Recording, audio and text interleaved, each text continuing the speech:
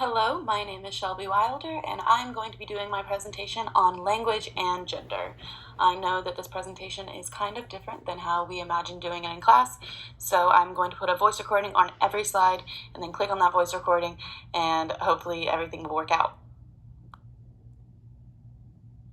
So when I began this topic, I thought to myself, it's very broad, and I could go very many different routes of presenting and finding research. And you'll see that later on in my project that I kind of veered down some different routes of research when it comes to language and gender. So the overarching question that I really want to focus on during this presentation is, do men and women speak differently? So, before we dive into the topic of language and gender, I would like to talk about what it means to perform gender.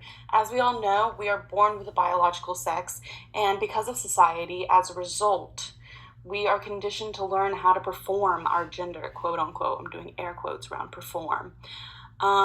This is because gender is socially constructed, and based on what society says, men and women talk, act, and do what society basically tells us to. Of course, we're breaking away from all of this. Women are not located in the domestic sphere of life like they used to be. However, we are constantly performing gender, whether we realize it or not, especially in subtle ways.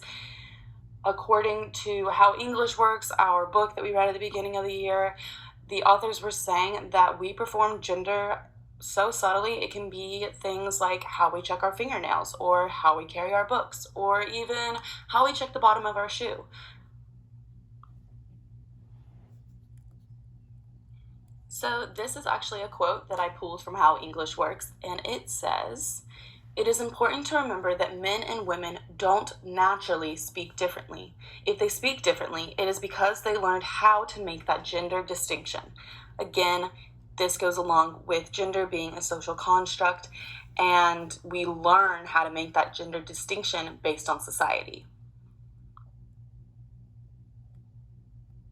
Some of the first early language gender research was done by Robin Lakoff.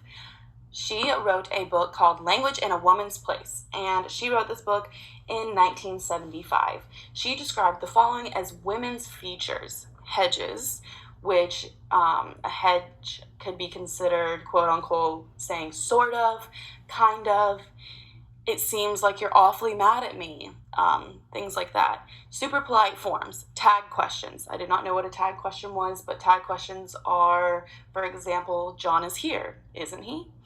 Speaking in italics, empty adjectives, hypercorrective grammar and pronunciation, lax sense of humor, direct quotations rather than paraphrasing, special lexicons. For example, women specify colors more, like teal and lavender, rather than just saying blue and purple. Question intonation in declarative contexts. And all of this is considered to be a powerless speech, which is crazy that it was considered to be a powerless speech in early English, considering in other cultures, for example, Japan, tag questions and back channeling are seen as a powerful and valued form of communication. So very opposite to what Robin Lakoff was talking about. Otto Jespersen was a Danish linguist who specialized in the English language. He wrote the book, The Woman. In this book, he wrote about his very strong stances on his opinions towards a woman's language and a male's language. He basically believed that women had a very limited vocabulary, are easily offended, preferred to avoid coarse and gross expressions, and he argues that male language adds vigor and vividness to the English language. As we move through time, more gender theories are developing. First, there is the deficit model. The deficit model basically says that women lack deficit compared to men, or women's language at least lacks deficit. Deborah Tannen argues boys and girls are raised and live in different worlds. She wrote this little excerpt that was included in How English Works, and it was basically laying out a description of a man and woman sitting on a couch, conversating with one another, and just all the different thoughts and feelings that were going through their heads. And the critique of that was that it did not address any power dynamics. So Scholars explored after Tannen's study and went to further discuss the dominance theory. The dominance theory basically states that the differences in speech is due to men's dominance and women's subordination. All in all, language is power. Lastly, we have the difference approach. The difference approach states that people who believe in the difference approach believe that they see males and females as belonging to different subcultures. For example, Fishman said, women are more supportive because they're brought up to be facilitators. Of course, this could be true because women are most of the time brought up to be moms. However, a son that is raised in a household filled with sisters and a mother and no father is more than likely also going to be raised to be supportive because he's brought up to be a facilitator. The first research study that I'm going to discuss involves Pamela Fishman, and she did the study with 3 heterosexual couples in 1983. Her argument was that women did most of the shift work, which meant that women were actively engaged more in conversations than men were. So she wanted to study 3 heterosexual couples, and from this study she gathered that the women asked 2.5 times as many questions as the men. Women introduced half of the topics, but most of them were shot down. I did not add this, but also every topic that a man brought up was discussed for at least a small bit of time. And also she gathered that women use more back channeling. Another research study that I looked into was intrasex talk. So researchers and linguists wanted to look into how a woman-to-woman or man-to-man conversation is different than man-to-woman. As a result, they realized that women maintain a more collaborative flow. They move from one topic to the next in a flowing motion. However, men communicate much more competitively. They interrupt one another. They talk over each other. They fight to get in a sentence. Of course, this is not necessarily true for all scenarios, but it was in the intersex talk. And this does follow the dominance theory, which is that men use their power of being dominant and women are subordinate. And as a result, this happens. Majority of linguistic research that was done on gender and language was only done on heterosexual male and females. Never did anyone really look into the homosexual or gay community. And so sociolinguists, it's hard to say, start to examine language use in queer communities. And this starts to complicate the question, do men and women speak differently? Because what if you are a man who identifies as a woman or a woman who identifies as a man? It really just complicated it for sociolinguists.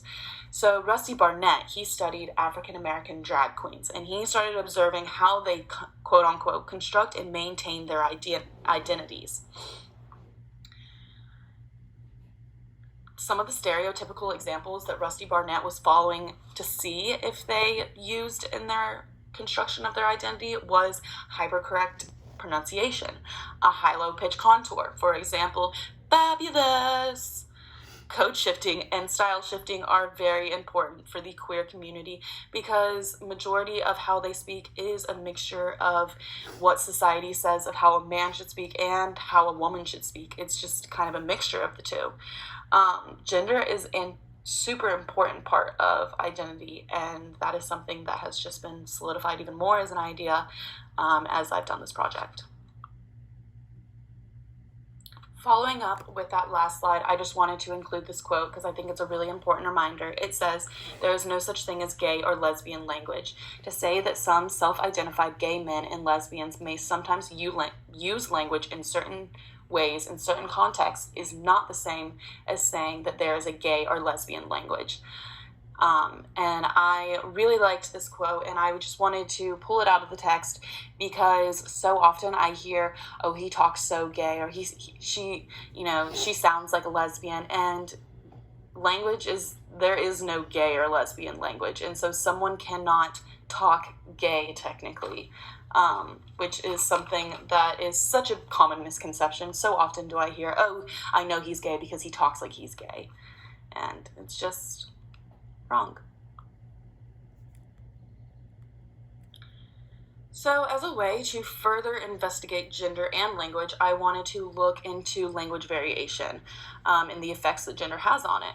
So, just a little brief review, language variation is more than one way of saying the same thing. So, sociolinguists study different factors that affect our language, which they break it down in these categories: regional, ethnic, social class, socioeconomic status, age, and gender.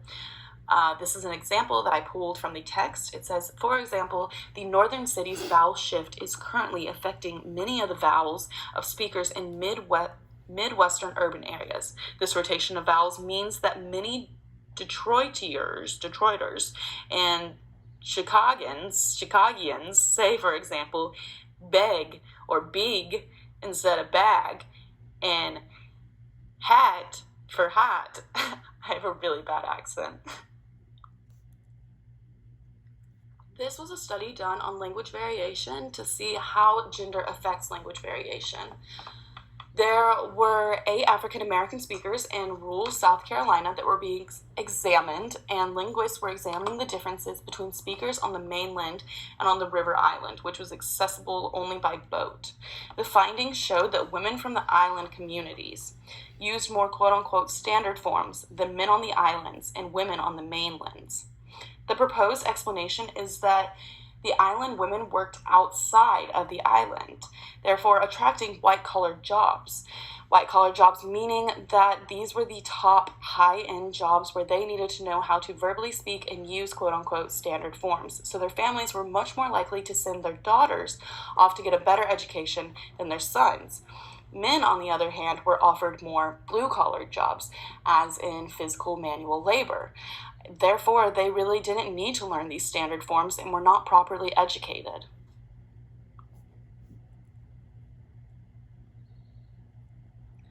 The gender of things.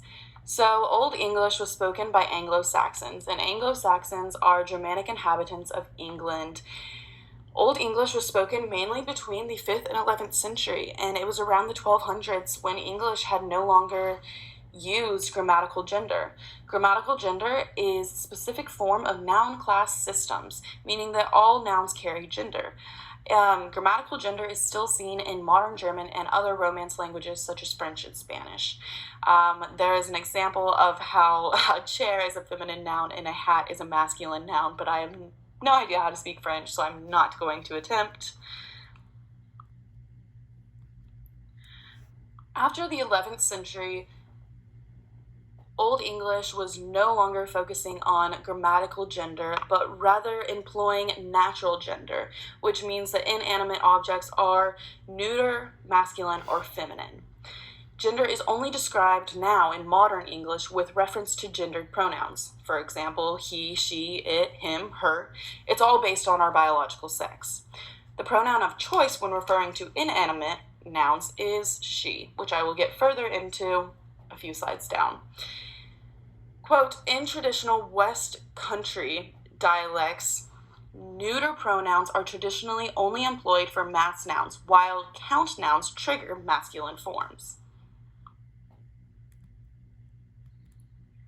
This is a chart from one of my resources that I used that shows standard English, spoken standard English, and traditional West Country dialects from the 19th century and how they were used to grammar and gender humans, animals, count nouns, and mass nouns. And so, as you can see, nowadays in standard English, humans and animals, humans are masculine or feminine according to the sex. Animals are supposedly neuter, but also can be masculine or feminine.